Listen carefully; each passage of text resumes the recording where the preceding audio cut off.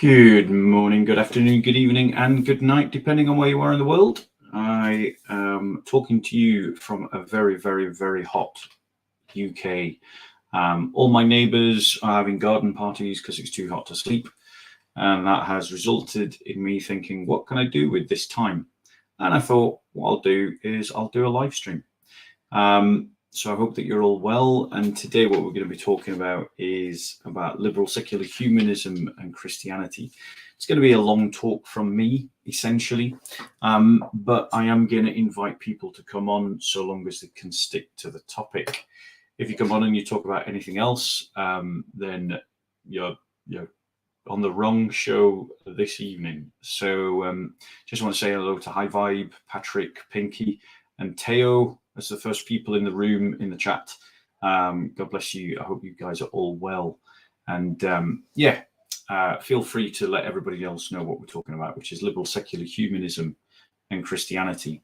So I'll just start off by doing a little bit of a talk as to why Christians need to be thinking about this topic.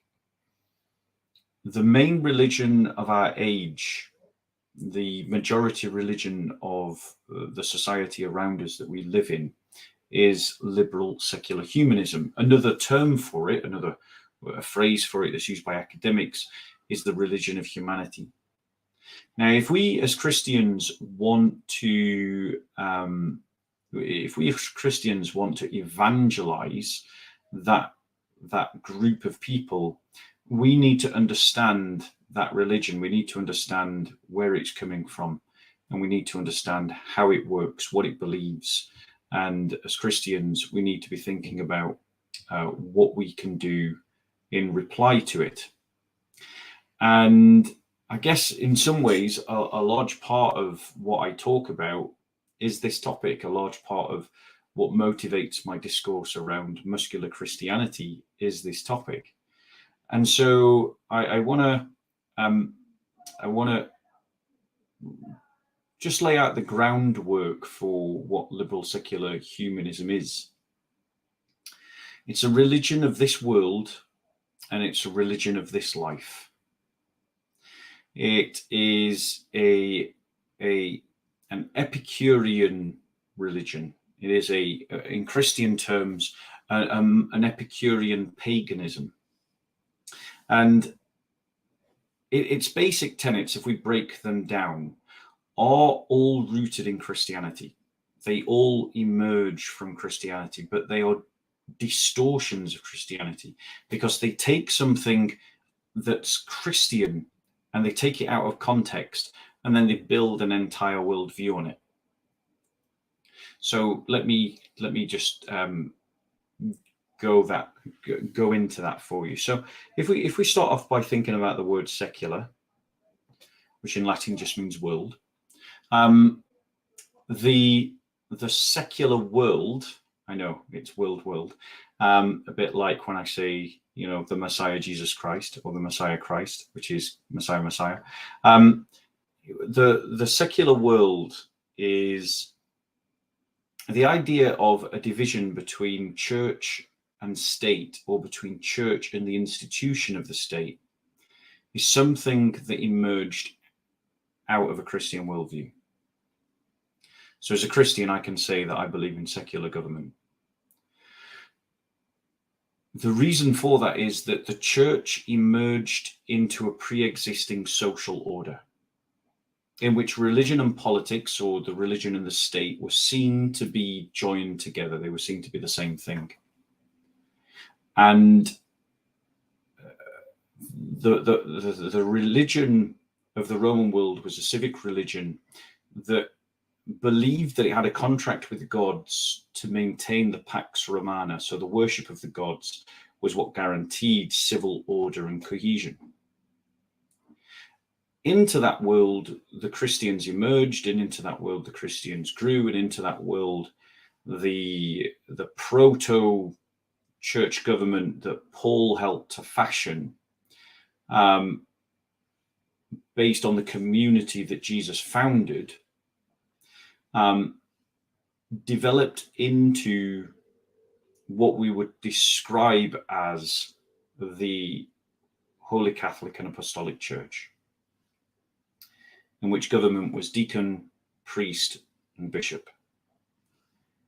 And the church understood this as being a separate government from the government of the empire, of the emperors. And so when Christianity from the 4th and the 5th centuries began to be established as the religion of empire, these bishops suddenly found themselves brushing shoulders with these aristocratic families that had held power for centuries and decades and weren't particularly of the mind to give it up. And so the church came up with the idea that in matters to do with the imperium, the empire, the church would submit to the emperor. But in matters to do with church governance and the practice of the faith, the emperor would submit to the bishops. Now, this continued until obviously the collapse of the Roman Empire in the West. And then what happened with the collapse of the Roman Empire in the West is that eventually, through a long process, the Latin Church reorganized and established a new Holy Roman Empire. But now it was the church creating empire, as opposed to how it was in the East, where the church emerged into empire. But the Latin Church maintained this idea of church and state. It's just that now the church had more say over who was ruler in the West. But it still had this idea of secular and religious. And so you see this struggle with the Holy Roman Emperors about making sure that kings couldn't appoint bishops. And the church maintained a wall, both in East and West, that separated church from state and stopped the secular powers from interfering with the powers religious. Now, what happens at the Reformation is that the church fractures and fragments, and the Reformed churches splinter into hundreds of pieces. And now the church needs the state more than the state needs the church. So when Martin Luther sends out his epistle to the nobility and the princes and knights of the German people, he's needing the state to back him up in his fight against the Holy Roman Emperor.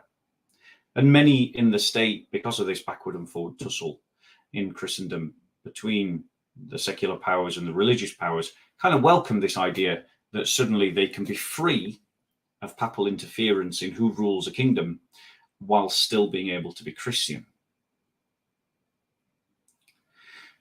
At the Peace of Westphalia, it was agreed that states would no longer try to interfere with who would run which would no longer interfere in one another's religions. And so the religion of the king became the assumed religion of the people. In England, this meant that the Reformed Anglican Church was the dominant power. And when it passed the Act of Conformity, i.e. conformity of worship, which obliged all Christians in England to use the Book of Common Prayer for worship, there were lots of groups that refused to conform. And these non-conformist churches went out to America and were instrumental in the American Revolution of the late 1700s, in which the first secular state was established. And what he meant by secular at that time was a state that would neither back the Protestant nor the Catholic nor any particular denomination of Protestant churches. And that was then taken to a next level during the French Revolution, which was fueled by a lot of anti-clericalism and a fanaticism around liberal ideas and the religion of humanity and reason, which we'll touch on again shortly, to dispossess the church and create a militant national religion based upon reason. The first woke mob, really.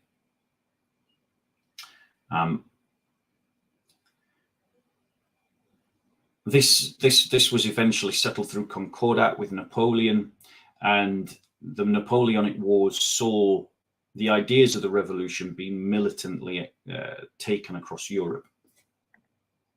And in 1848, we see the establishment of multiple liberal secular states. So that's and modern secularism has emerged from that to mean that modern secularism has emerged from that to understand that what people are striving for when they say that they want a secular government is that they want a government that is not controlled by any particular religion. However, there's a bit of a ruse in there, which we're now going to come on to. And that's to do with the liberalism. You see, the emergence of the secular state necessitated, what are we going to govern this state by if we're not governing it by religion? What shall we govern it by? And so thinkers like John Locke and Thomas Jefferson and Graham Franklin and Voltaire and I want to say, no, I've forgotten his name, and Adam Smith and others, they crafted a new philosophy, and this philosophy was called liberalism. It was about freedom. So for them, it was freedom from the governance of religion,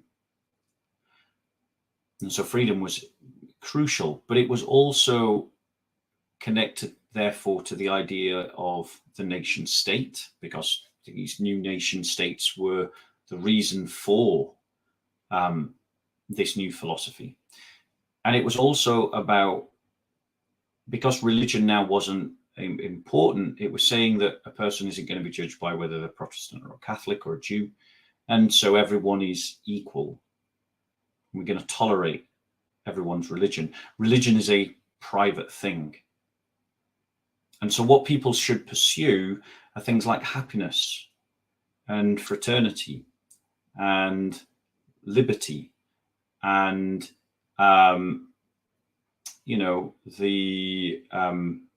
the American dream and the French dream and those little catchphrases that they have. So for the French, it was liberté, fraternité, and égalitaire. And for the Americans, it was, what was it? The pursuit of happiness, freedom, and capital. I'm not quite sure. I'm not quite sure how the Americans phrase it, but they've got like their own 3 key words.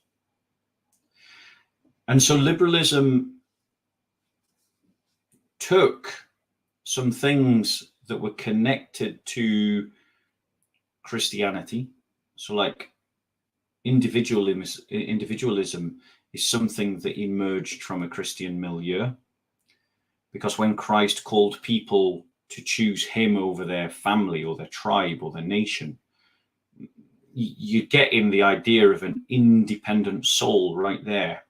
And then with confession, you've got this idea of an independent responsibility right there. And in terms of baptism, this independent confession of your own faith.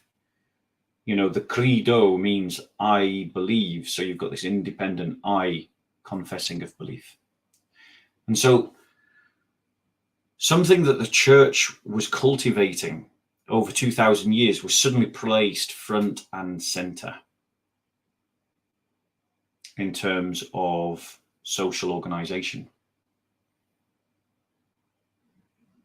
And this also led to a move away from religious authority to the idea of the authority of the state, the authority of the individual, and the authority of science to decide what was true about the world, how we could describe the world. The old authorities had lost their ability, or at least their standing, to describe the world. And with the rise of empiricism, you had a move that it kind of doubled down on the important things were this world, because it opened up the opportunity for technological advancement. And you see all the way through the 1800s and the early 1900s, this enchantment at the altar of technology.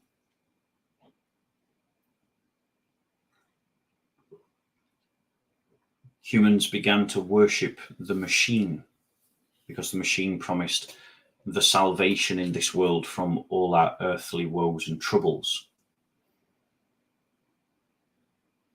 So autonomy, individuality, and the state were connected to liberalism based on the idea of the individual. Okay, so there's your liberalism. I mean, freedom itself is a Christian concept, the idea that you are free to do all good things, that there is no law against the fruits of the Spirit, that where the Spirit is, there is freedom.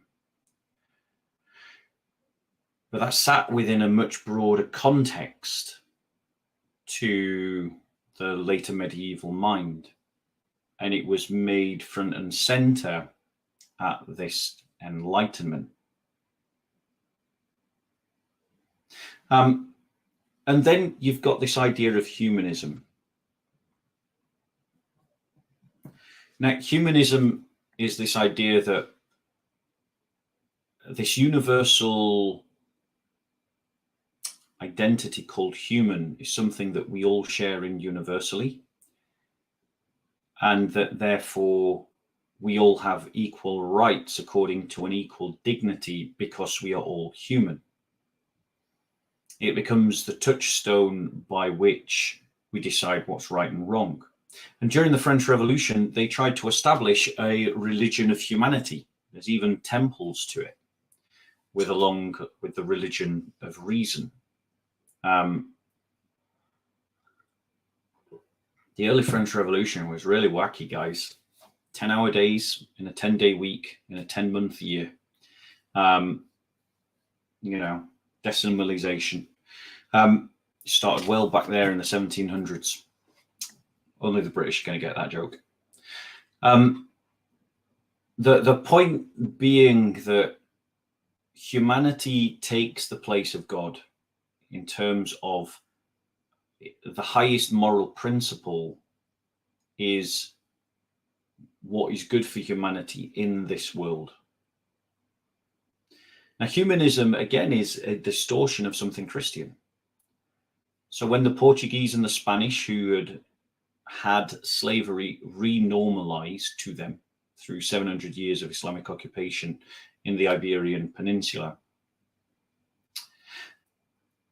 they went out into Latin America and they took slaves, and the Franciscans and the Dominicans went with them. And the Franciscans and the Dominicans converted native Latin Americans and then said, well, these people are Christians, you can't take them as slaves. They're human beings. And there was a debate about whether Latin Americans were human or not. And the Jesuits and the Dominicans, or many of them, were trying to argue, look, these people are Christians, therefore they have the same rights as all Christians everywhere. So stop what you're doing, colonialists. This idea of a common humanity we can see in the fact that from a biblical perspective, we are the children of Adam, and anyone who is the children of Adam shares in Adam's sin, or sinful nature rather, and also shares in the redemption that Christ has wrought against Adam's sin. So there is this common sense of humanity that we all have, whether we're Jew, Gentile, Scythian, barbarian, whatever, man, woman, slave, free.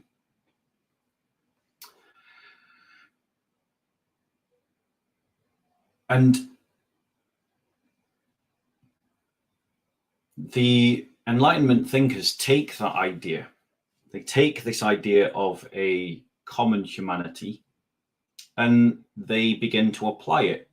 Initially, they exclude Black people. They exclude basically anyone who's not a European. The Arabs got in there, but like Turks got in there, but other groups that the European wasn't particularly used to during the Enlightenment had to wait before they were considered part of the human club. Humanism relies upon Christian ideas of metaphysics. Like, if you believe in a world that is just pure materialism, then there is no common humanity. There's nothing that you can't talk about the idea of universal human rights. And we've seen in this modern age, in our lifetimes, the first, possibly the last wars of humanity, the bombing of Serbia, the bombing of Algeria. I think it was Algeria, the bombing of Algeria was done upon humanitarian grounds. There's countless examples of it not being applied with any consistency, but more on that later. But that's what humanism is. It is an idea that is taken, and same with liberalism, and same with secularism. They're all have their antecedents in Christianity, but in this new formulation that we call the Enlightenment, they're put center stage. And that leads to a breakdown of the old social order, a breakdown of the respect to the old authorities. It leads to the breakdown of the old understanding of the great chain of being. It puts the state as precedent over the church, sidelines God for humanity. Autonomy is emphasized over keeping to the tradition, and the individual is over the church. Now, at this point, I'm going to put in an invite for anyone who wants to come in to talk about this topic and not another topic, to come in and to do so. However, if you start coming in and talking about something else, I will ask you politely to leave. Obviously, people that mess around, I'll make you leave. So please only come in if you want to talk about this topic.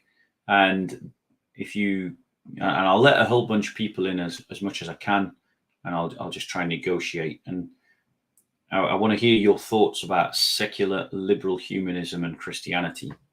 I'm also then going to go on to start talking about a criticism or a critique of liberal secularism, liberal secular humanity from a Christian perspective. So if you do want to come in and talk about that, now is your chance. Before I go on to talk about some of the critique. So I hope we're all clear about what liberal secular humanism is. And I can't stress enough that the liberal secular humanist is not interested in hearing about your metaphysics. You know, Christians have this idea that we need to just go out there and we need to preach the gospel, and the only way we preach the gospel is to talk about Christ crucified and Christ resurrected and talk about sin. These are not the questions that the liberal secularist is asking. Furthermore, because of the consumerist culture that we have, they are not expecting you to preach anything. When we send missionaries to the Middle East, we expect them to behave in ways that are culturally appropriate. That has been the way that Christians have done mission for centuries. It's really hot here. So why then are we not applying that logic to our own context? In my experience, the best way to evangelize the liberal secular humanist is to demonstrate to them how Christianity works as a complete way of life. When you've achieved that, when you have explained to them how Christianity is a complete way of life, and you have convinced them of its goodness as a complete way of life, and you've made whatever particular question they have about Christianity make sense to them, and you get them onto the track where they are exploring and want to learn more about who Jesus Christ is. In my experience, once they've taken that step of, I'm going to learn about who Jesus is because I think he's great, they accept the crucifixion and the resurrection without argument. Don't even need to preach it. They just discover it on their own and they just accept it. And this is something that I've seen repeated again and again and again and again through my evangelism. So there you go, guys. I'm going to just put the link in one more time for those that might want to come and join the conversation. And if no one comes in, I'm going to press on with my critique.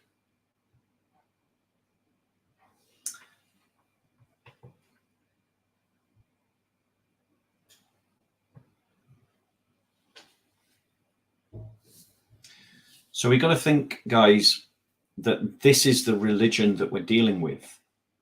It's the fastest growing religion. Forget Islam.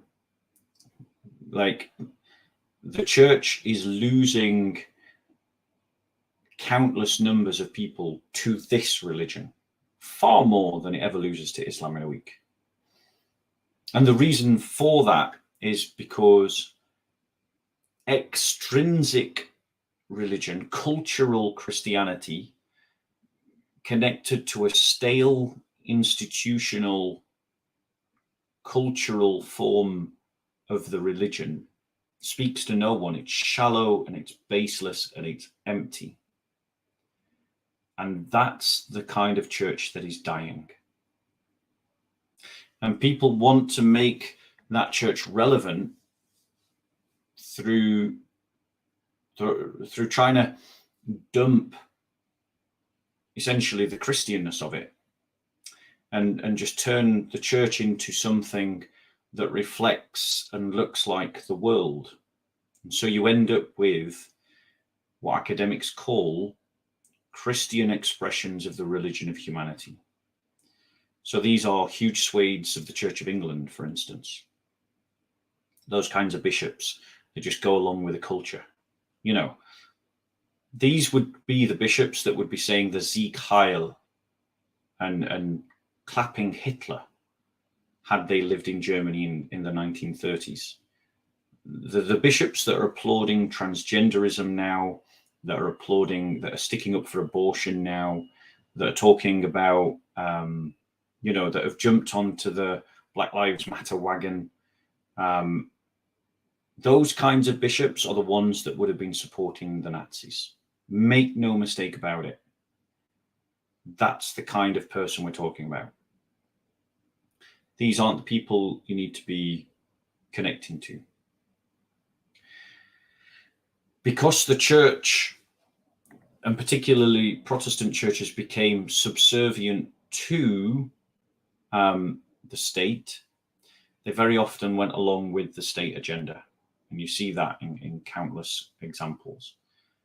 The Catholic Church at Vatican I tried, quite impressively actually, to create a society within a society because it understood what was happening, as it had that perspective to understand. But its attempt to create a series of Catholic institutions through which Catholics would pass unscathed by the influence of the world ultimately started to fail because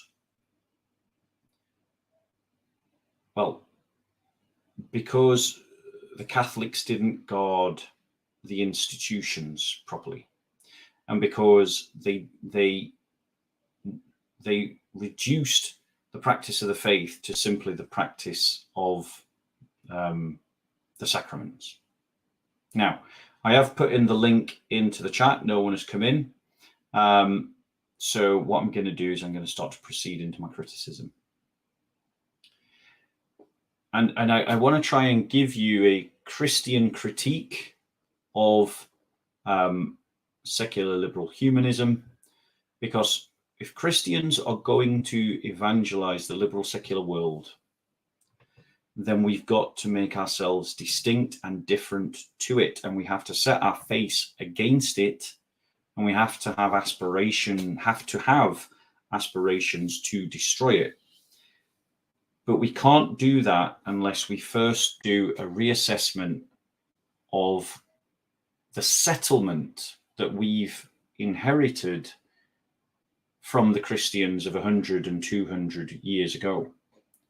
Because they accepted the Reformation, they accepted the terms of the Enlightenment and what the Enlightenment said the church could and could not be, and could not do, and could not believe.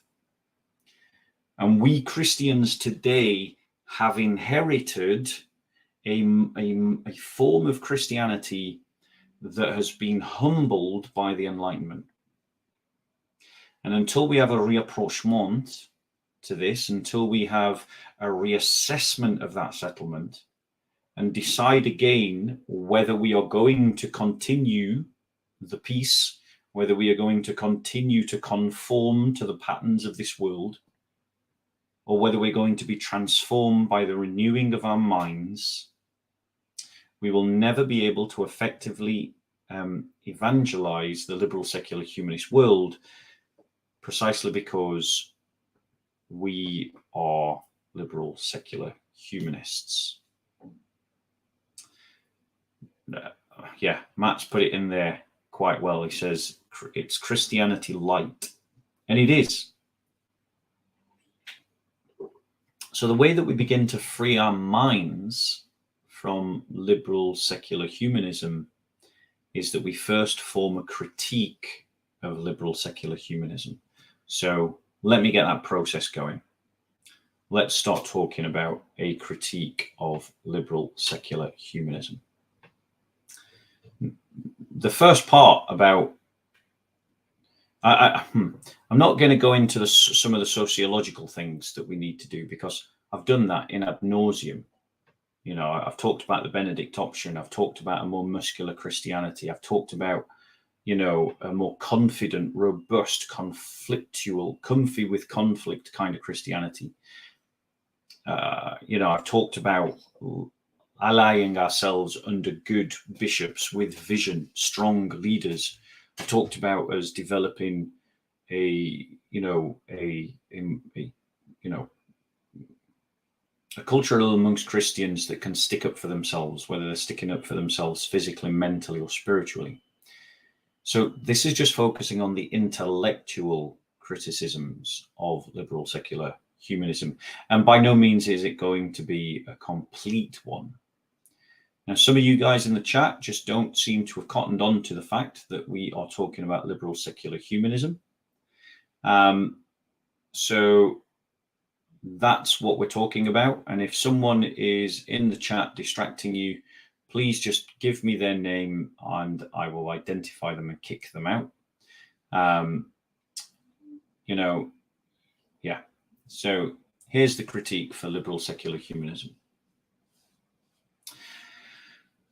Now, the first critique is that the idea of humanity itself is nonsense on stilts.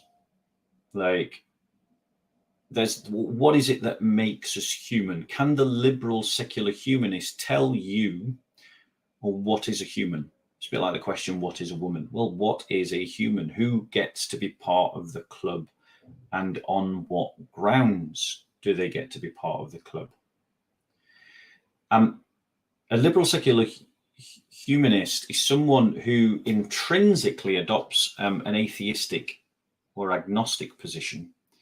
And that leads them to an absurd materialistic reductionism. This idea that the world is all that we have and humanity grew out of the world, and therefore we've got to understand ourselves in the world and as part of a process of material, let's just say dialectic for now, rather than, or material evolution. And so we need to recognize that if that is their worldview, then they don't get to talk about humanity as if it is a metaphysical reality, which is what they're attempting to do. And remember, they try to build the idea of universal rights. Now, both the idea of something being universal, that's clearly borrowed from Christianity, and the idea of the jus, the rights, which is, again, something that they got from Christianity, doesn't make sense if you are denying that if you're denying something that is supernatural. If you're saying that all we've got is the natural world, then you can't speak about universal human. You can't talk about universal rights based upon a common humanity, because humanity, rights, and universality are all metaphysical composites. They're all metaphysical realities. So that's the first criticism. Christians can talk about universal rights and humanity because Christians have a grounding that is that we believe that there is something more than just a cold, indifferent universe that doesn't care whether we live or we die. So that's the first criticism. The second criticism is that considering that the liberal secular humanist is committed to the idea of democracy and autonomy, particularly individual autonomy, when they then combine that with the idea of universal rights based upon a common humanity, this ends up being just another form of colonial imperialism. Because if, for instance, Uganda says, right, we're not going to go along with your sexual revolution and your sexual ethics, West, the West then accuses Uganda of infringing upon these universal human rights and then begins to punish Uganda for doing so. Or, for instance, if Poland or Hungary decides that they don't want to go along with the human rights as established by liberal secularist humanists in the EU then punishes Poland and Hungary for adopting a different world. And so it becomes a kind of an imperialistic religion, this liberal humanism. That's criticism number two. The other problem that we see is that liberal secular humanism seems to have some kind of assumption, and this is probably because of the liberalism, the assumption that through technology we can progress to some better state, that history is on course to move forward ever more from better to better to better. It's meloriist. Meloriist means that you can interfere in the natural world and thus improve your current condition, and that at some future horizon there is a utopia in which all human needs are going to be met through technology. Now, obviously, utopia means nowhere. Utopia was used to describe what could not be achieved, what wasn't graspable. And so people like John Gray identify that within the liberal humanist vision of social progress is an echo of Christian millennial frenzy, such as that which was seen by, during the Reformation with John Leyden at Munster. And this therefore leads to progressive violence. This idea that we must advance has led to removing those that stand in the way of the revolution. And so we saw that in the Great Terror of the French Revolution, and we saw that in the Napoleonic Wars, and we've seen that in countless examples where liberal secular humanists have used violence to advance their vision of progress. And progressives, who are kind of mutation of classical liberalism, we all know about their violence. And this kind of vision, this grasping for utopia, opens the door for the communist. It opens it opens the door for the Nazi. It opens the door for the progressive, who use violence and slaughter millions of people to try to achieve some kind of utopia in this world through technology, through a meliorist attitude. And it's universalist. It applies everywhere. Marx's theory was applying everywhere. This idea that the things that human need creates a supply and demand economy, and these economies structure our human relationships, is exactly, a universalist narrative that seemed to Marx to apply everywhere. And they're always striving for individual freedom. They're always striving for equality.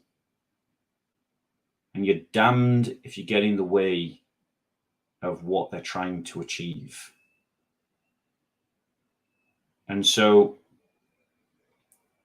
the problem with liberal secular humanism is that it is striving to a utopia that leads to spasms of violence that we've seen. Oft is the quip from the liberal secular humanists that religion causes war. That's true. Men do fight over religion and have done for thousands of years. But the moment we stop fighting over religion, we started fighting for the nation state. Almost overnight. We didn't improve, because men will always find something to fight about, because the thing that they're fighting about is not the reason why they fight. The reason why they fight is because of sin. Now,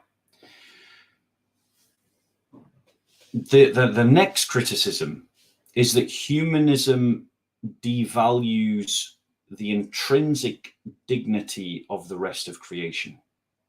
It says that the rest of creation only has a value insofar as it serves humanity. Now, as a Christian, I read Genesis and I see that God created the world before he created man.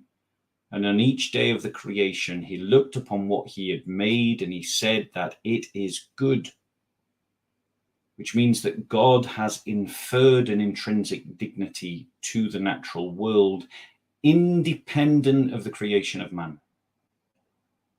Man is also good. Man is the image bearer of God. Man is God's vice regent on the earth to take care of God's good creation. But God's good creation is good because God made it and said that it was good, not because of how it can serve man.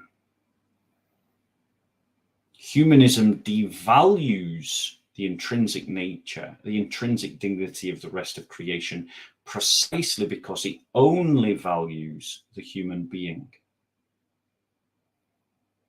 And just returning very briefly to my previous critique, I just want to explain what the Christian alternative is.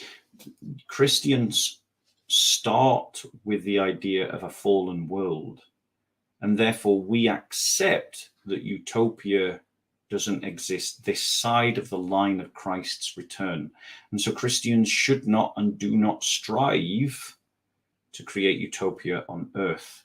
We only strive to restrain sin insofar as we can. Now, the next problem with secular humanism, and I'm going to put the link in again if anyone wants to jump in and come on and talk, because as you can see, I'm not responding to the chat.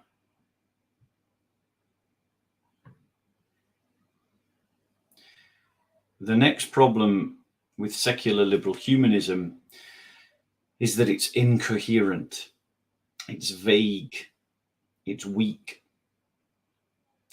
and that renders it useless and completely hypocritical. It is steeped in meaningless piety. Let me give you some examples. Liberal secular humanists bombed Serbia, invaded Serbia, and are currently occupying a part of Serbia for the cause of human rights, but yet have done nothing about the human rights abuses of Turkey, who ethnically cleansed and religiously cleansed northern Cyprus. If you're a Black African, the secular liberal humanist does not give a shit about you dying in Ethiopia, in Eritrea, in Sudan, in Nigeria. They don't care because you're Black and you're poor. But if you're an Arab or someone from Pakistan, and particularly if you're a Muslim from India or a Muslim from China, they do care, because the liberal secular humanist has to live with lots of Muslims. And so they care about when Muslims are suffering, but they don't care about when Black Christians are suffering. And so it is riddled, the practice of liberal secular humanism is riddled with these kinds of hypocritical applications. It's also incoherent. You can't, on one hand, say we're all in favor of individual autonomy and democracy, but if you practice freedom in such a way that leads you away from the religion of humanity and from the humanist ethic, we're going to hammer down on you with our F-15 strike force and bomb you back into modernity. Afghanistan was an example of liberal secular colonialism. It failed precisely because it could not instill its sense of vague and weak values upon a tribal society, because its values were vague and weak.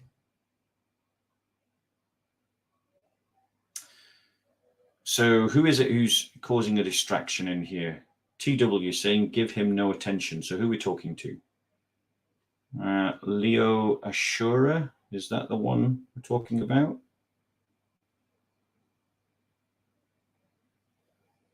Okay.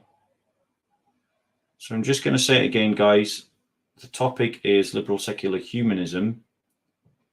Leo, this is your first warning, mate. Focus on the topic. Now, and so what you also see is that groups like, and I see you, Danny, I'm going to let you in shortly. Groups like progressive liberals emphasize certain aspects of the humanist ethic, particularly the idea of tolerance of the different and individual autonomy, to such an nth degree that it undermines the humanitarian ethic in and of itself, because it almost breaks up the idea of a common humanity. So, for example, progressives push trans rights, which undermine women's rights. Progressives push abortion, which undermines human rights.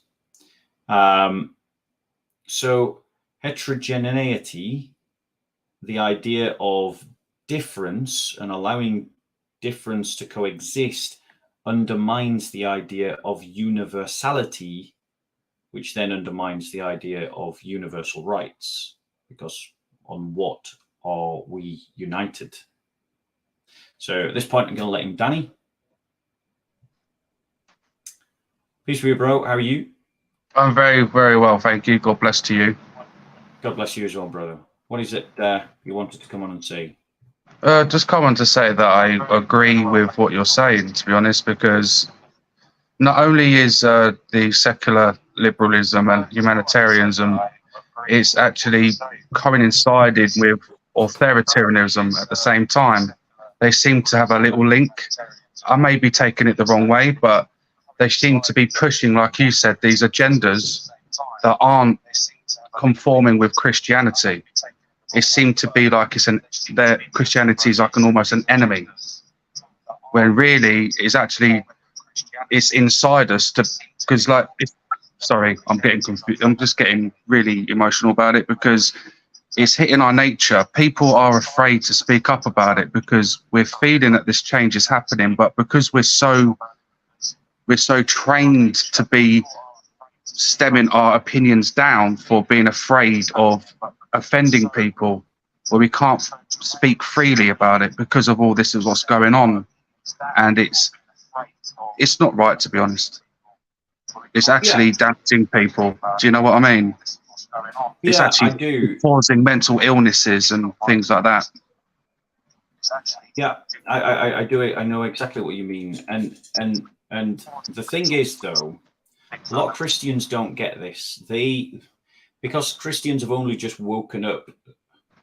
They've only just got woke about. I like the reverse term there. About the progressive agenda. They don't recognize that they are at the back end of a 300-year process. Yes, precisely. Indoctrination. That's where our generation is. We are at the back end of a process that has been happening for 300 years. And previous generations of Christians kind of accepted being put on the back burner. They kind of accepted having some influence rather than real power or authority. And that's what we need to set ourselves free from. Yeah. I forget which scholar spoke about it, but there is this talk about the tyranny of reason. And so the tyranny of reason is this idea that as you rationalize society, you create I think it was Charles Taylor that spoke about this. As you rationalize a society, you rationalize its institutions. And these institutions have control and influence over how we move and have our being as individuals. Over our life, to be honest. Over our lives, exactly. And so that actually reduces both what choices you have and what choices you can make. Yeah. And so as society becomes rationalized, you actually end up with a reduction of freedom, because society free will's been taken. That's right. shepherds you down certain avenues Mm. and cuts off to you certain other ones. And this is something that the Western world needs to wake up to, is that we have, through the rationalization of society, been denied the choice to be thoroughly Christian. Mm. The other problem with the rationalization of society is that it leads to atomization, because everything becomes about everything gets assessed based upon a cost benefit calculus. But that includes, and that starts to permeate into the culture. And so you start making cost benefit calculus to things that shouldn't be assessed on a cost benefit calculus. You know, keeping your promise, keeping your word is not something that we should assess on a cost benefit calculus, because there is something intrinsically good about the idea of keeping your word. There's something intrinsically good about being faithful. There's something intrinsically good about being honest. Yes. But if you rationalize everything, then you assess, for instance, those three things based upon a cost benefit analysis. And if you do that through the prism of the idea of the individual, then you end up with people not being faithful, not keeping their word, and not being honest. And we see that in society. We see that in society. Yes, we do. And society is not for the better because of this rationalization. No, it's not. But yet there is no, because of the rationalization of society, if you do try to live a virtuous life, you don't necessarily get a reward for it. You don't get a reward for it, because you're not willing to cheat someone. You're not willing to be dishonest.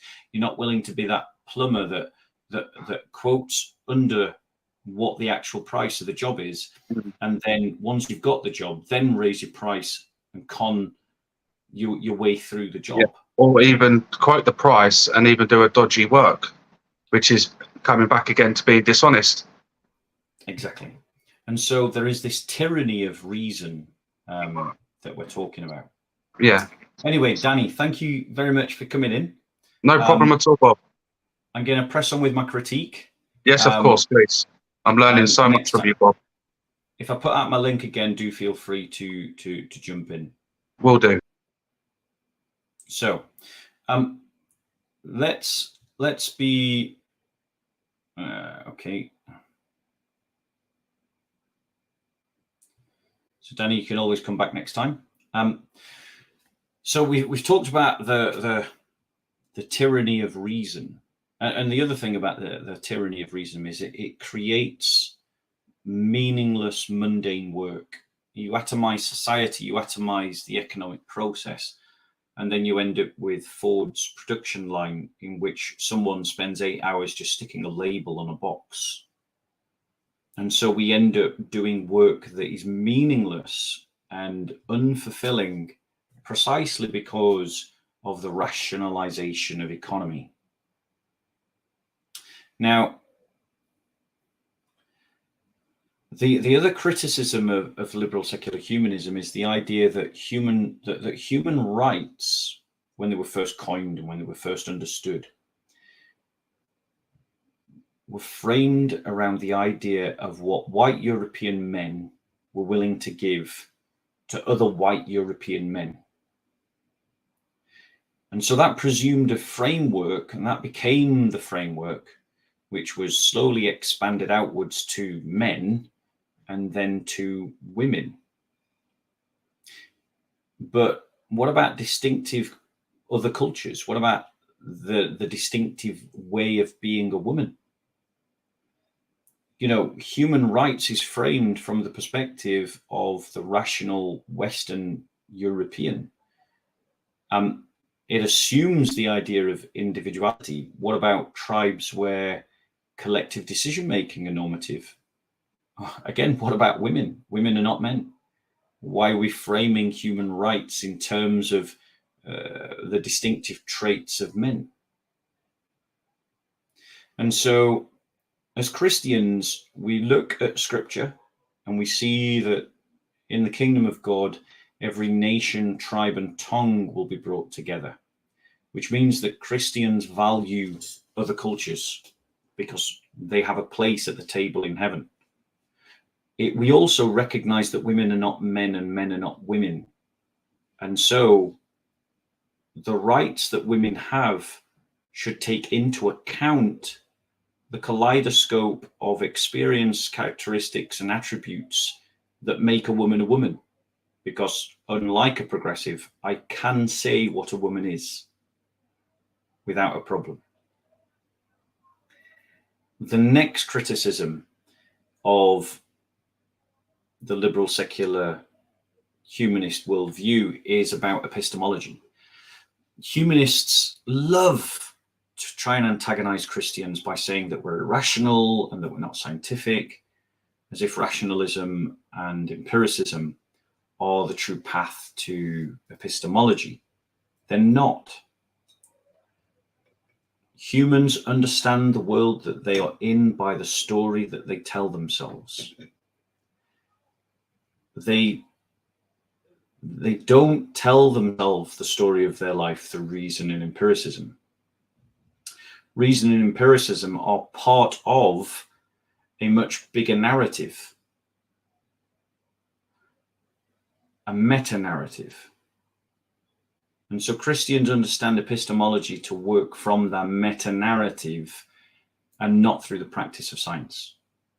And you can see this very clearly because obviously Christians were practicing science long before and doing scientific things long before science was established as the predominant assumed paradigm into which we have public discourse.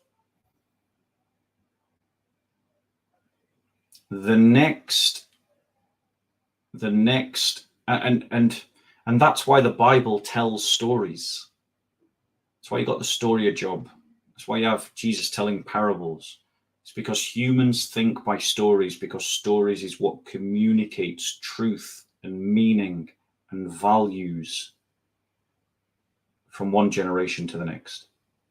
And without the story, there is no way in which we can cohere. There is no way we can be as a group. And it's precisely because of the breakdown of the social story, the breakdown of the myth that binds us together, that we're seeing society become fractured and frayed and disunited. One of the effects of cultural Marxism was to try and undermine and to break down the mythos of each of the Western states.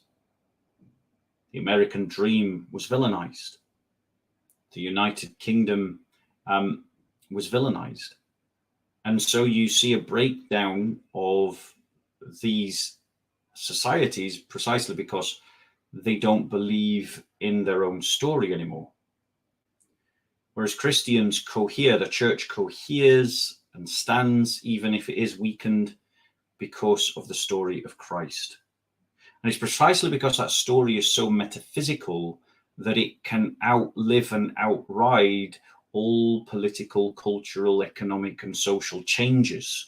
And so the church can cohere even when the feudal system breaks down, even when the communist state collapses, even when the EU breaks apart, even when the United Kingdom falls to pieces, even when the United States of America ends up in civil war, the church can cohere and exist because its story is not connected to the things of this world. And so that story allows the church to exist and to reformulate and to regather again and again and again, no matter how many setbacks we have.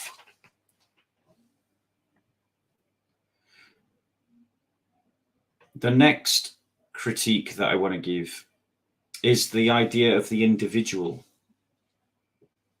The reality is that the individual doesn't exist. The individual is a social construct. You have your being as an individual, and you have your formation as an individual within a larger group, within a larger setting. And the very fact that we have tried to organize society around the individual is not working, especially now that the progressives have got in charge.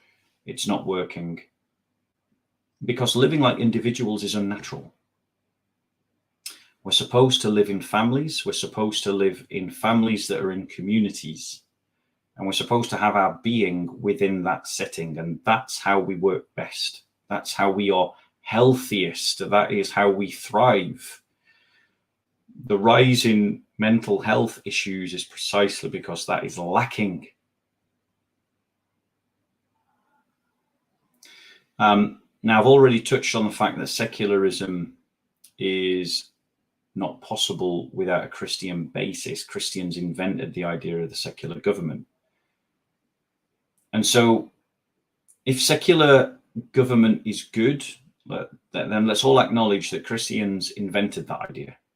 It didn't exist before us, and other religions didn't come up with it. It's a Christian idea. But Christians do not concede or agree to the idea that Christians shouldn't be in charge of the secular government.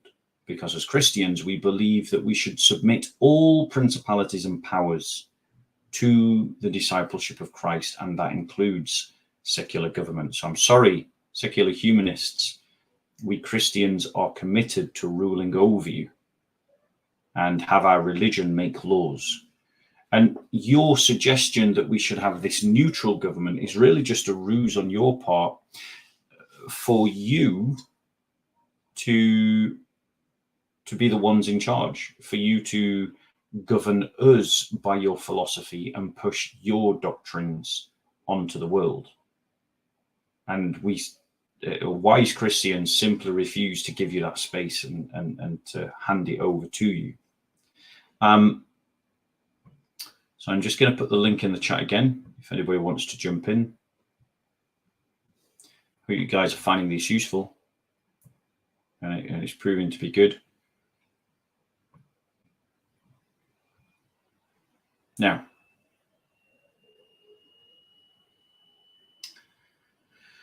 the thing about the secular humanists telling us that a secular government is good and that we shouldn't indoctrinate our children is because they are saying to us that we can't give our children a heritage, we can't give our children values, we can't give our children an ethical system, we can't give them a story and a community because that's wrong. We're indoctrinating them.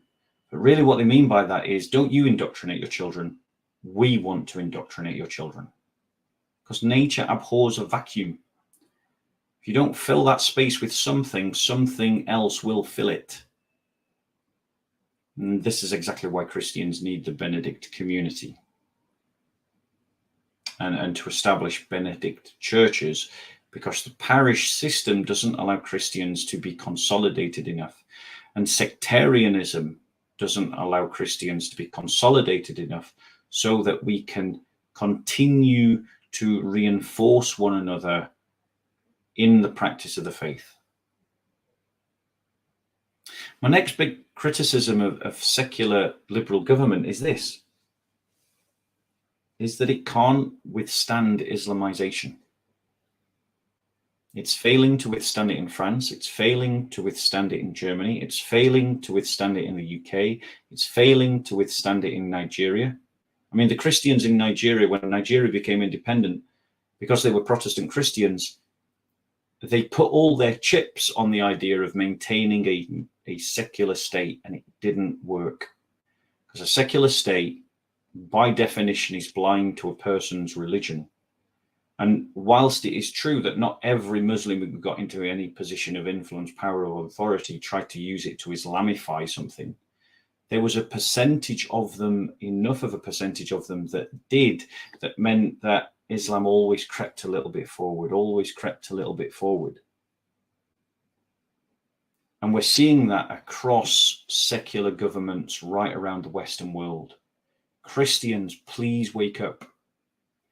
Secularism cannot withstand Islamification. So let us not agree to the idea of a neutral state. What we want is a secular government that is filled with a muscular Christian outlook. Now, progressive liberals themselves, and the link is in the chat if you want to join the conversation, progressive liberals themselves make non-empirical, non-rational claims. So, what is a woman? Tell us. Because if you're saying that there are 100 genders, a gender is just something you identify as, then you're essentially saying there are no genders. Because if there can be 101 genders, then we're not talking about anything meaningful. If you can't define what a woman is, we're not talking about anything meaningful. This is an irrational discourse to say that you can identify as something that you can't identify. That is the very example of a self-contradictory statement. And so you're making non-rational, non-empirical claims. It's non-empirical because it is bloody well empirical that women exist and that they are a real thing that can be defined as an adult human female. So progressives, you particularly are not being empirical or rational in your ideological framework. Your denial of human life to the unborn and your willingness to cut down, explode, chemically burn, destroy in vacuums other human beings just because they're not born yet, talking about them like if they're parasites, dehumanizing them, and speaking about them if they're some non-life life, is another example of you neither being rational nor empirical.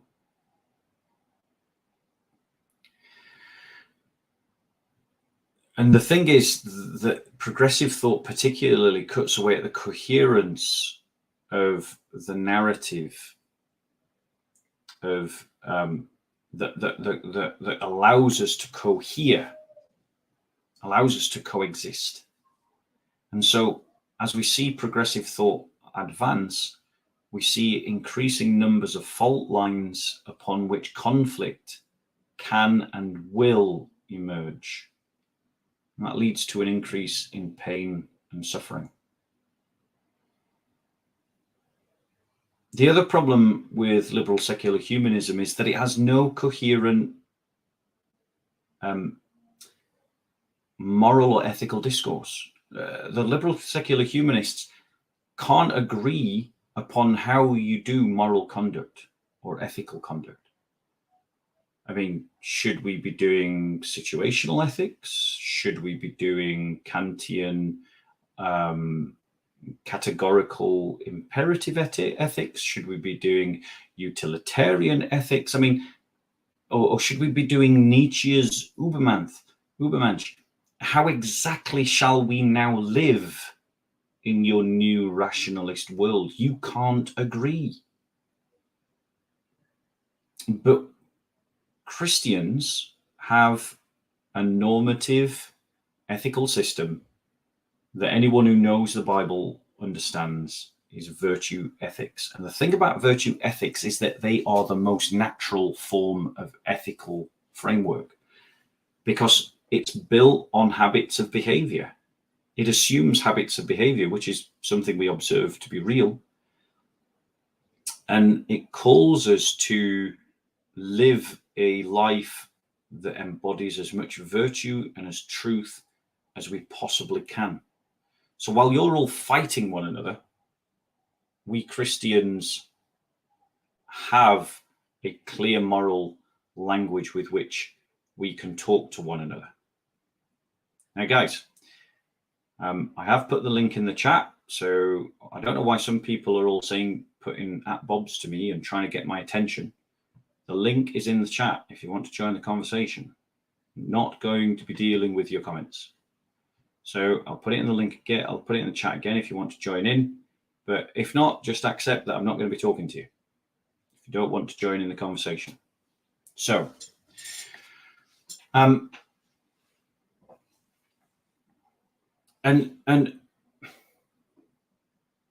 particularly this idea of,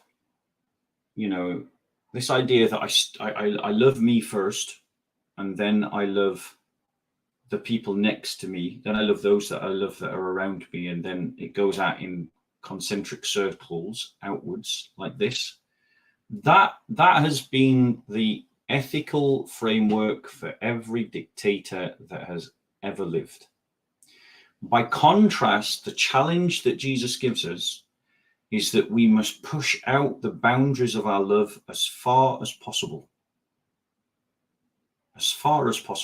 even to include our enemies themselves. Actually, the most profound and radical teaching that Jesus gives us is that in the final analysis, Jesus says that every human problem that is created by humans and sustained by humans has emerged because of a deficit of love. And I don't even think the world has yet begun to grasp the profundity of that critique.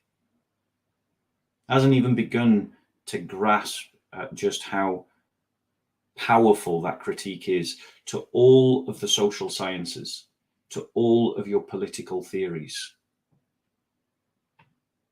to all of your psychological analyses. So I'm going to bring in Ultra at this point.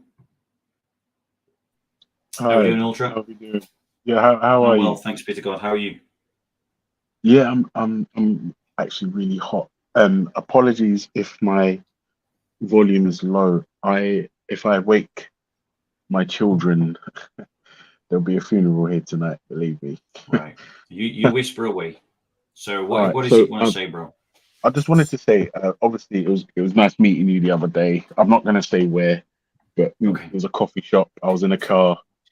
We had like a 2-minute convo. Oh yeah. Yeah. I remember. Yeah, that's me. Yeah, it was nice meeting you in person. Yeah, I was gonna say I didn't catch the whole show, but I wanted to say I'm an atheist, as I told you in the car, and I kind of identify as a secular humanist, right? But you made some really pertinent and salient points about the state of current political affairs, and although I'm an atheist, I am not blinded to demonstrable facts. So whilst I don't believe in the God of Abraham, I don't think that disqualifies me from having what I believe is living a decent moral life. Now the problem is, as I said to you in the chat, I kind of go by the harm principle and the veil of ignorance. But I admit openly, are these principles perfect by any stretch? No, they're not. However, they work for me personally, and I think you personally can attest to. Well, it was only a 2-minute conversation, but when we met, it was pleasant. There was no hostility. You're a Christian. Didn't matter to me. We spoke as human beings, and I think where I think you're slightly blinded by your faith for Jesus is you may be convinced that without said belief you can't be a good person, and I don't think that's true. And also, a woman is an adult human female. Yes. I'm glad we agree on that much. So the thing is, bro, the thing is, can an atheist do good? Yes. But who decides what is good, and who decides who is a good person? That's a very good question. From your perspective, the good person is someone that is good by by collective agreement. So if society decides that you're a good person, you're a good person. And society decides you're a good person if you embody the values that society wants you to embody. So, for instance, if the progressives get their way, Ultra, you're not a good person because you have just said a political blasphemy. You've said that a woman is an adult human female. And I agree with you. You're right. Yeah, Bob, But I if was the recently called a progressives, bigot. but if the progressives get their way, Ultra, you'd lose your job for that. I'd be cancelled for that. They don't see you as a good person for saying that. But the thing is, as an atheist, you can't say that they're wrong. On what But Bob, that's grounds not would you say true. that I they are can wrong? demonstrate that women are adult human females. I can demonstrate it. So even if these ridiculous, insane leftist progressives, well, like I just said to you, I've been called a bigot because I said women don't have penises. But I was called a bigot. one second, Ultra, because you're saying that you can demonstrate something, right? But the demonstration of something is dependent upon the narrative in which the demonstration sits. So you can point to, for instance, you can point to the genetics of an adult human female, and you can say that because of the genetics, therefore, there is a distinct difference between what we call male and what we call female. But to the progressive narrative, that is irrelevant because they have already made a distinction between gender and sex. And as an atheist, if the world is just a material continuum and there is no right and wrong, and there is no good and bad because these things are just inventions of our mind, they're brain fuzz, they're chemicals interacting, synapses firing in the brain, and nothing more, then you have no basis to assert your rightness over their wrongness. Do you see the point I'm trying to make? Yeah, no, that's an absolute fair point. And to be fair, if I'm reading between the lines, what I'm hearing you say is kind of, as a Christian, you're standing on a solid foundation in Jesus. And as somebody who doesn't have a solid foundation in something, I'm kind of wishy-washy and I could be pulled any which way. That is a fair point. The problem is, I can't be. The only person who can pull me any which way is my wife, who is conveniently poking me to sort of get off the internet. Just give me 2 minutes, where I'm coming. I can't be pulled any which way. I genuinely and firmly stand on things that we can demonstrate. Now, what I don't do is get too political. If something's above my pay grade, I admit it, and I will be intellectually honest and say, I don't know, and leave it as that. I mean, I think a lot of people would do well to say, I'm not sure, I don't know. But yeah, it's weird. Like I said, I'm an atheist, I kind of secular humanist, but I'm not with this leftist progressive nonsense, because that's what it is, Bob. It's nonsense. Yeah. Okay, It's Ultra. I feel that you have good problems and that you might need to get off the line. I also want to let in Daniel Legon and Danny. No, you're absolutely right, Bob. Listen, thank you for having me. I'll pass back another day. All right. Take God care, bless. bro. Take care, Ultra. Keep watching. God bless you. Danny, you've already been on once already, so I'll let Daniel go first and then you next. So, Daniel Legon, this is your moment.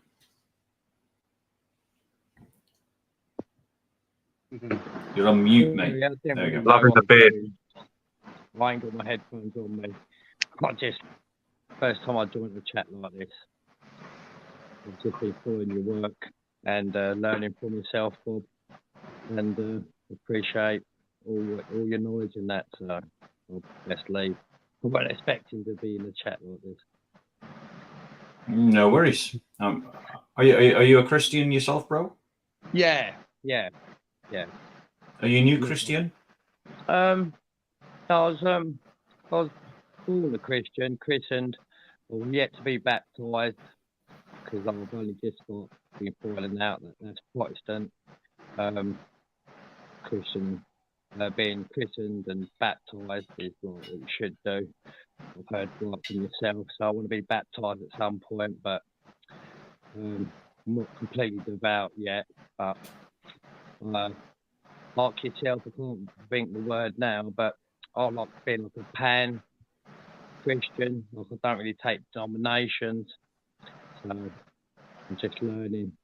My main role models like Jesus, so I think that's a good moral structure for society. And I'm just not staunch conservative. And Well, I want to say just a couple of things. If you've been christened as a child and you were christened into Christ in the name of the Father, the Son, and the Holy Spirit, you don't need to be baptized again. Yeah, that baptism is valid. Baptism is valid. But and also don't think that Christianity means conservative. Christianity means Christian, and Yeah, I mean, Christians have many points of disagreement with the conservatives, especially because modern day conservatism It's not conservatism is not compatible. Is just cultural liberalism. Modern day conservatism is only committed to conservative economics. It's not committed to a Christian culture.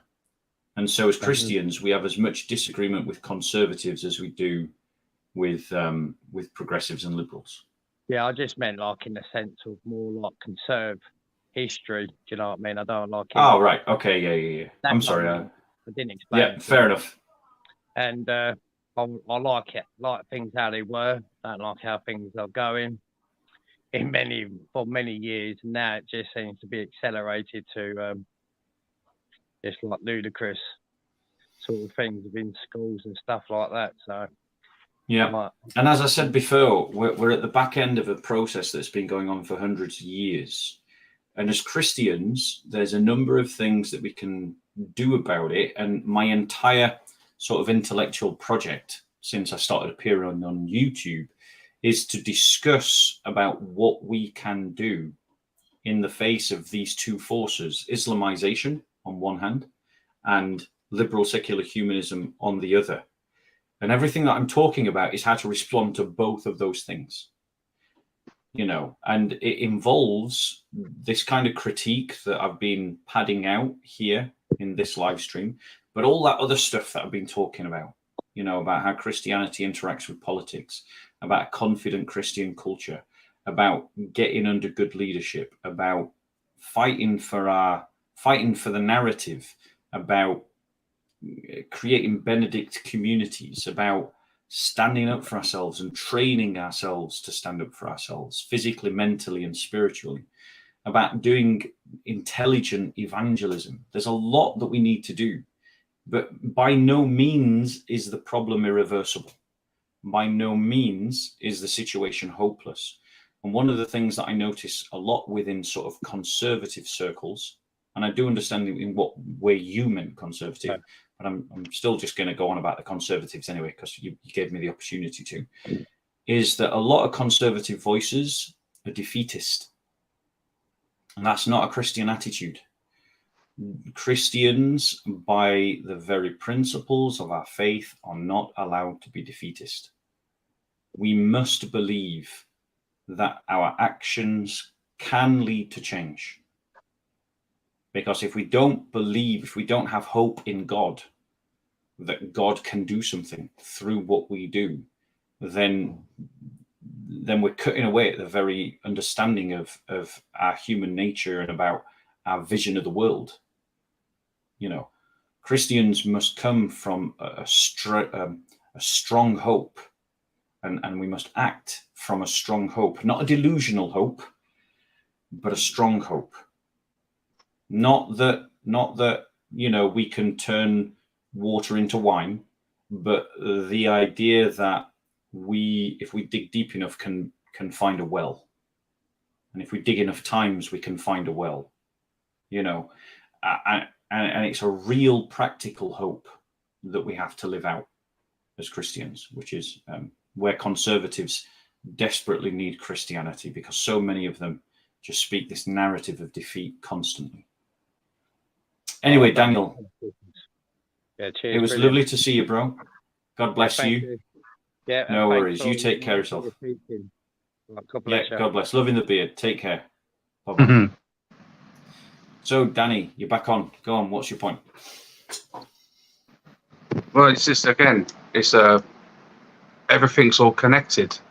If you really think about it, I mean, we're just talking about the conservatives, and they haven't been conservative now in my lifetime, for what I can see, for about 20 odd years or so. It's been going progressively towards liberalism and totally against Christianism. And they're scared of the Islamists. And when that happens, the two things, they're using each other like pieces on a chessboard. One will move with the hidden move of another piece, and they're using each other to bounce off. And with a muscular Christianity, it's the only way that I can see that can actually defeat it, because it's the truth. I wasn't Christian until this year, to be honest with you, but I always like to meditate. Congratulations, bro. Welcome Thank to you. the family. Thank you. Hallelujah. Amen. I was always like to meditate, and something in my spirit pulled me towards the feeling of holiness, if that makes sense.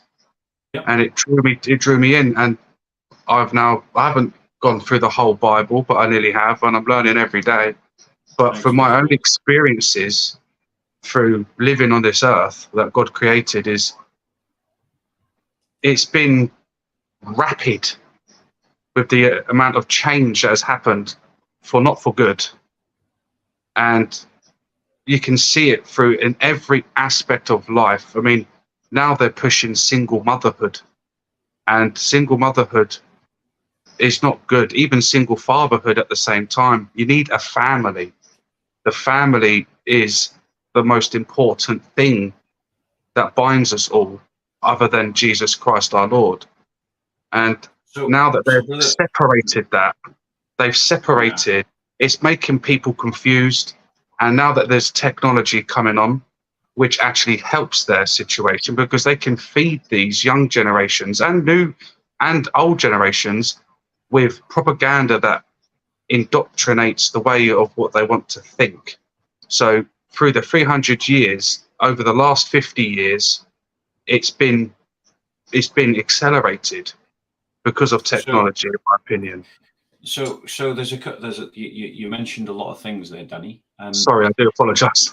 No, it's fine. I mean, you're right. These things do interplay with one another. Christians, again, and you especially, you need to recognize that none of this is new. None of this is recent. They were pushing single parents 20, 30 years ago. The moment they legalized divorce, the moment they liberalized divorce, they were pushing single parents, and that started in the 1970s. Okay. So this isn't new, and this is the problem: is that lots of Christians, unfortunately, are politically ignorant. We need to get educated. The obsession with technology emerges in the early 1800s. Look at the obsession with the steam train, with the cinema, Yes. The fascination with medical science. We became obsessed with the novel and the new, because each technological breakthrough allowed new possibilities, and we channeled down this path of just chasing after technology, to the point that technological innovation controls us more than we control technological innovation. And that has led to, it's led to transgenderism. You couldn't have done that without advances in medical technology.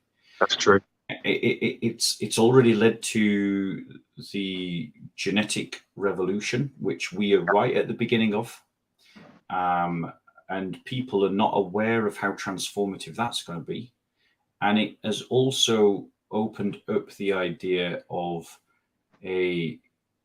along with advances in technology, there's two roads now by which an emergent transhumanism could emerge, potentially. It's one of the possible horizons that humanity could move towards. It doesn't mean humanity will go in that direction. No, but it's a possibility. But it's now one of the hills that we can see. Yeah. And it is therefore one of the hills that, and some humans are running in that direction. They're running towards transhumanism. Some are taking the road of genetics, and some are taking the road of technology. But it both results in the same. It results in humans that aren't living within the kaleidoscope of the characteristics, attributes, and narrative that has defined human nature for millennia. Yeah. And the thing is, the Conservative Party stopped being conservative, I would say, with Thatcher, where they basically adopted a very heretical belief, which is this idea that economic choices are devoid of moral consequence. And therefore we should have a free market in which the market governs itself and is not subject to any moral law, except the moral law that the individual chooses to practice. Yes. Total heresy from beginning to end. And so all of you neocons in the church, you need to recognize that this is not a Christian idea. And as Christians, what we need to rediscover is Christian political ambition. For a Christian political state, a Christian secular state. What would that entail? Sorry to cut you off, Bob. I don't mean to do that, because in my lifetime, I don't think I've seen that. Could you give me examples of previous, so I can to relate to me to see what that looks like? Because in my lifetime, I don't think I've seen it. Go and get a book written by a woman, a scholar called Dr. Schrader, called Crusader States. Crusader States, okay. I'll write that down. That would be an example. Anyway, Danny, I'm going to let you go. Yes. Sorry, thank you very much. No worries. I'm going to press on with my critique. And if anyone else wants to jump in, they can do. And obviously, Danny, you're more than welcome to come back in at the next round of people. God bless. I hope. Oh, sorry. I've cut him out. Next time. All right. I'll see you next time, Danny. So, coming back to the critique. Now, I think I was touching on the fact that individuals don't exist in reality. Individuals are the construct of a social matrix. And it follows, and this is the key philosophical observation, if the individual does not exist, then subjectivity does not exist. Subjective truth does not exist if the individual does not exist. If each of us has ourself formed within a social matrix, then it is the social matrix that is deciding our perspective on truth. And so you would have to take any claims to subjectivity to the next level above and say that each community, each group has possibly its own subjective truth, rather than each individual. The petite narrative of post-modernity disappears. You could frame the whole struggle between Christianity and secular liberal humanism as René Descartes' cogito ergo sum versus the Ecclesiam's credo en unum deum.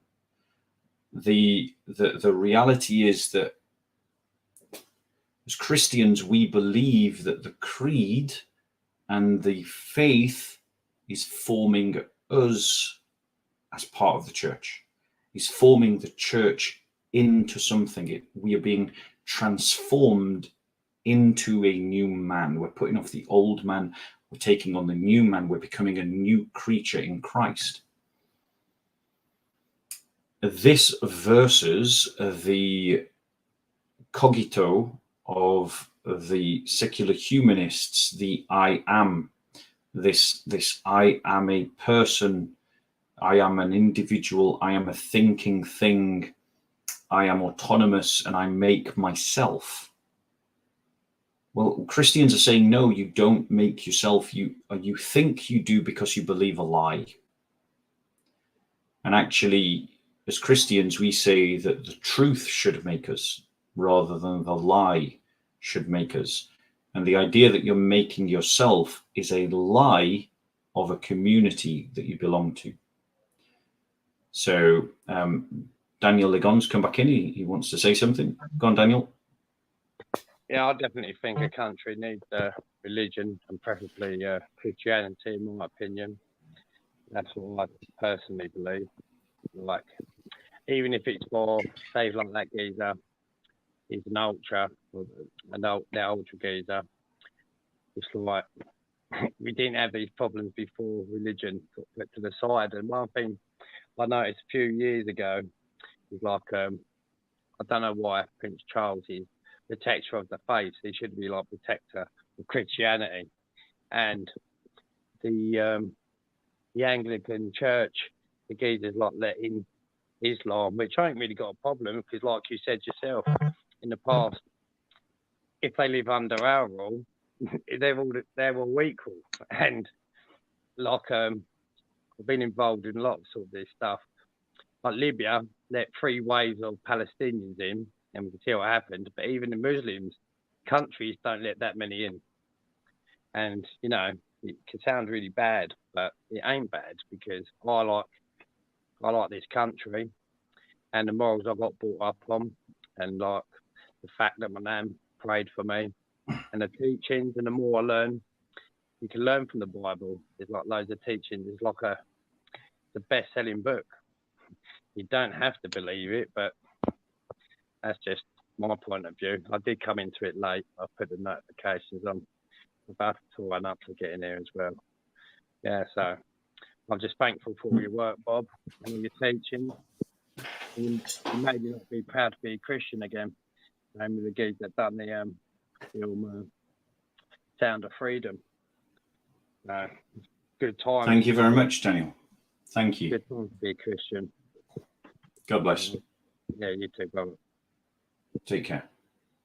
So, I mean, there was a lot there, but I want to try and press on with this critique.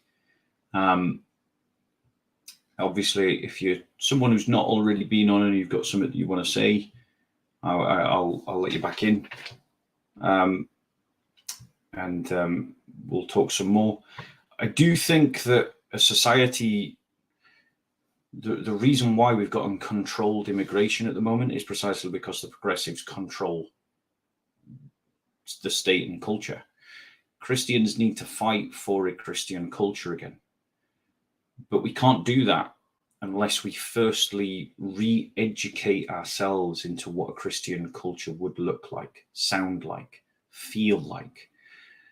And we can only begin to do that when we actually live one out. And that is another reason why we need to all consolidate as Christians. So we talked about the cogito versus the credo. And we've talked about rationality and its tyranny. I also want to point out that liberal values can't be achieved rationally, but they're culturally contingent on their context. So it wasn't that people sat down and then reasoned to this idea of a state that valued the individual, valued the nation state, valued freedom, individual autonomy, the idea of citizens having contracts with the state rather than being subjects of a king. They didn't reason their way to any of that. There is no reasoning to any of those conclusions. Those conclusions emerged out of the trauma of the Reformation wars and the desperate need that Europe had to make those wars stop.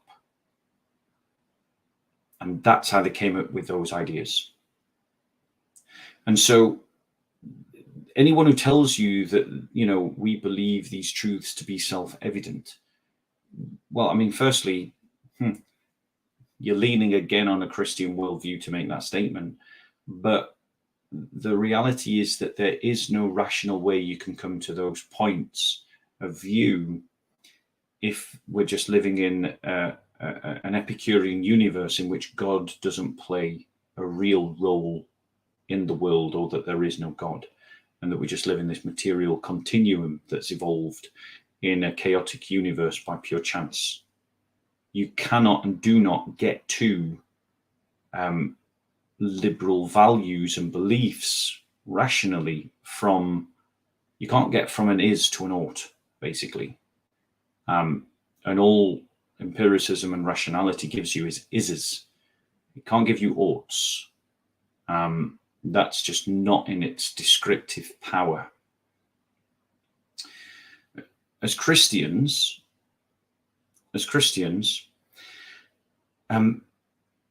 we draw our values from the story of Christ. Please note, Muslims, I said Christ, not Moses. So we draw our story from Christ, and it is through the life of Christ that we extract our values in the new covenant. And these are not something that we reason to. These are something that are revealed to us by the work of the Holy Spirit in the church's reflection upon the person of Christ. And they're not culturally contingent, therefore. They touch into the deepest aspects of human nature. The idea of piety, the idea of love, hope, and faith, the idea of the narrative. These are the practice of virtues. These are deeply part of the human psychological framework. And so it is a coherent Christian perspective that we're offering in comparison to the leap of logic that you make as liberals. So at this point, I'm going to let in Rory, who wants to come in. Hi, Go on, Bob. Rory. How you doing, Rory? So you want a Christian state, if that's right? Okay. Yes, I do. That's what I think we Christians should be working towards, a Christian state. I mean, didn't Jesus say, "My kingdom is not of this world"? Yes, he did. Yeah, okay. But what does that have to do with us not having a Christian state? Well, what did Jesus mean when he said, "My kingdom is not of this world"? He meant that it doesn't emerge from or is dependent upon anything in this world. okay. When Jesus said, "My kingdom is not of this world," he means that it emerges from and is dependent upon heaven. The church is heaven's invasion from the future. It is the first wave of a future invasion into the present. We Christians are soldiers on active duty for a kingdom that has a king that is being established on earth as it is in heaven. And that is the goal of the Christian, to conquer this world in love, to conquer this world in charity, to conquer this world in goodness, and to transform it by renewing it so that earth looks like heaven, so that I see.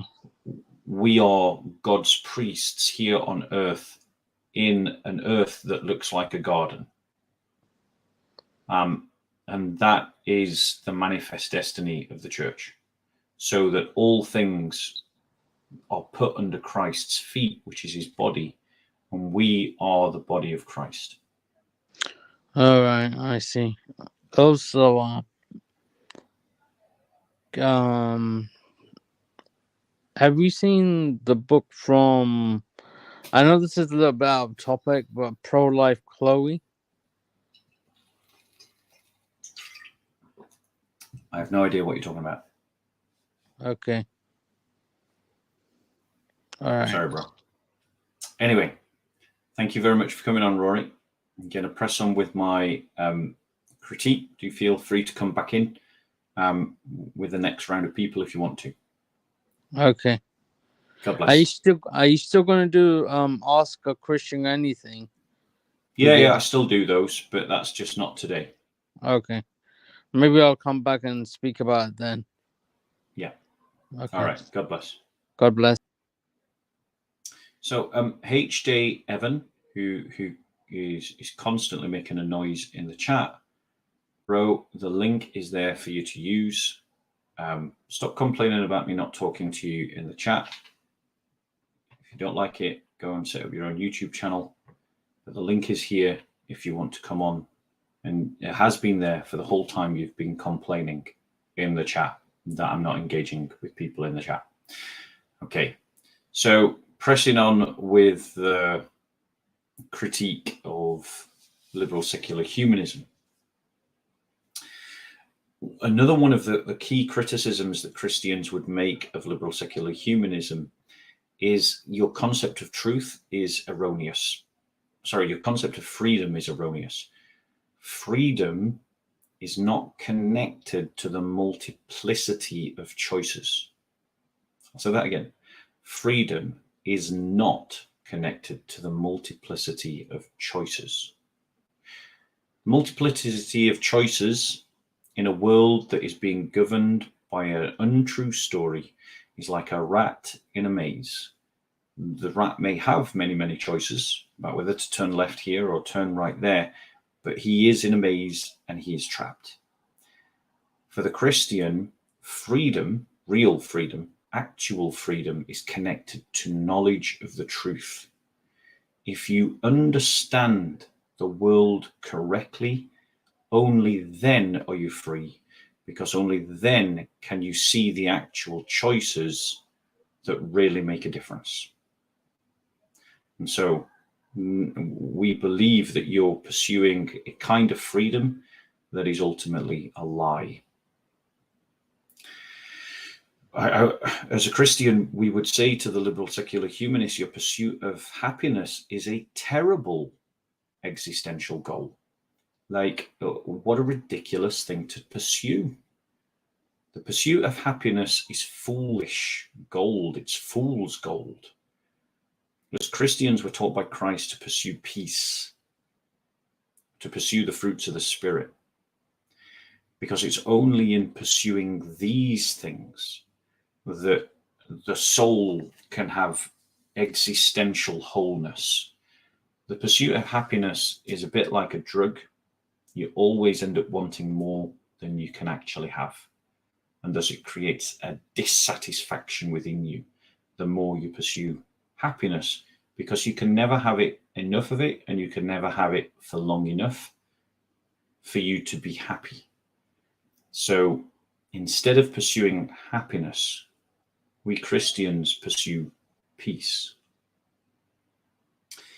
To your tolerance, we say that this is a terrible principle upon which to build a society. Your tolerance doesn't work. It is only present as an absence of what should be. And it actually undermines the rights of indigenous people who have lived in lands for centuries. Now, what we would replace your tolerance with is hospitality, because that upholds the rights of the alien and it rejects xenophobia.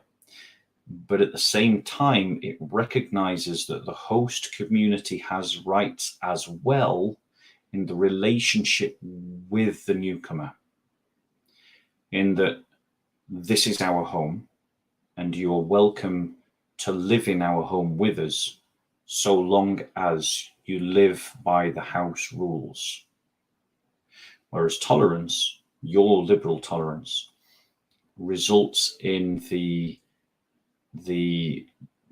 dilution of the historical culture of a land, and therefore the cultural paradigmatic underpinnings of its institutions and its ways of being, that result in a sense of loss both to the indigenous community and also in the failure of the institutions themselves, because those institutions were set up with one set of assumptions that no longer exist and were sustained by one set of values that no longer exist. Your tolerance also tolerates the utterly intolerable.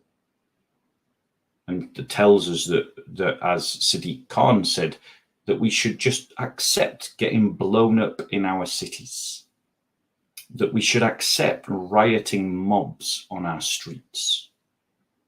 We don't have to do that. We don't have to be liberal. We can be Christian. And under the ethic of hospitality, only good guests get to stay. To your equality, we say that that's a terrible principle to build society upon. Forget your equality. What we need is brotherhood. What we need is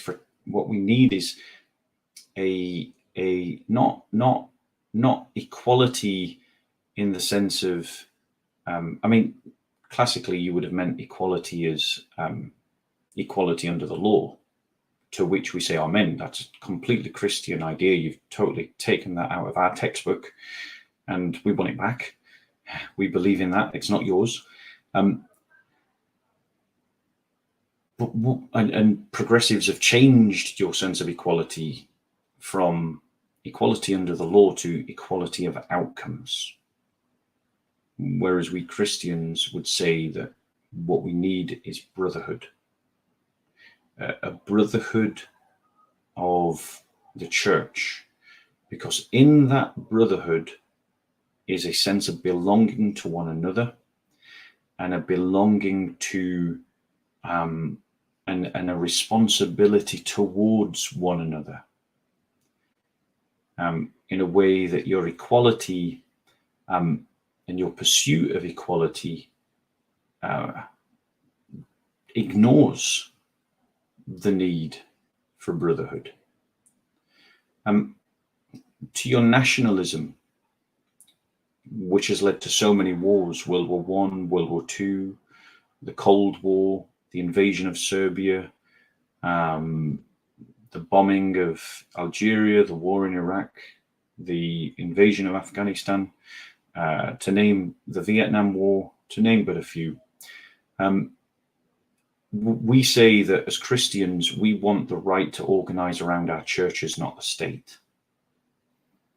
That we want to organize our people around our own institution, the church. And that actually the state and the church should work together for the guidance and the maintenance of a healthy society. The state can't do it all. And your concept of society simply has not worked. So with that, guys, I'm going to bring this to a close. I hope that you have found this useful and a blessing. I'm just going to close in a prayer, as we always do. Okay, reading from Psalm 28. To you, Yahweh, I cry, my rock. Do not be deaf to me. If you stay silent, I shall be like those who sink into oblivion. Hear the sound of my prayer when I call upon you, when I raise my hands, Yahweh, towards your Holy of Holies. Do not drag me away with the wicked, with the evildoers, who talk to their partners of peace with treachery in their hearts. Repay them as their deeds deserve, as befits their treacherous actions, as befits their handiwork. Repay them. Let their deserts fall back on themselves. They do not comprehend the deeds of Yahweh, the works of his hands. May he pull them down and not rebuild them. Blessed be Yahweh, for he hears the sound of my prayer. Yahweh is my strength and my shield. In him my heart trusts. I have been helped. My body has recovered its vigor. With all my heart I thank him. Yahweh is the strength of his people, a safe refuge for his anointed. Save your people, bless your heritage, shepherd them and carry them forever. This is the word of the Lord. Thanks be to God.